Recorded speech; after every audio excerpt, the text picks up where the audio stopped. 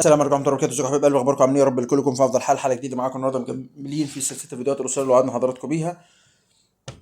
هنتكلم النهارده في حلقة جديدة ما في آيات سورة الأعراف. معانا الآية النهارده رقم 38. ربنا عز وجل بيقول: أعوذ بالله السميع العليم من الشيطان الرجيم. قال ادخلوا في أمم قد خلت من قبلكم من الجن والإنس في النار كلما دخلت أمة لعنت أختها حتى إذا اداركوا فيها جميعا قالت أخراهم لأولاهم ربنا هؤلاء أضلون فآتهم عذابا ضعفا من النار قال لكل ضعف ولكن لا تعلمون وقالت أولاهم لأخراهم فما كان لكم علينا من فضل فذوقوا العذاب بما كنتم تكسبون. صدق الله العظيم. دي كانت آيات النهارده وصية مهمة جدا لأي حد في بداية الالتزام أو عشان يبدأ يلتزم، وده عن تجارب شخصية.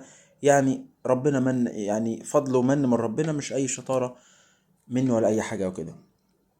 لما وصى حد عايز ربنا يهديه للطريق المستقيم والهداية في طريقه اللي هيتبني عليه الدنيا والآخرة، عليه أن يلزم القرآن. حتى السلف زمان والعلماء والأئمة الكبار كانوا دايما بيوصوا إن بداية العلوم، وأنا بقول كلها مش بس الأخروية، العلوم الدنيوية والأخروية كلها، علوم الدنيا والآخرة مبنية أول حاجة على القرآن.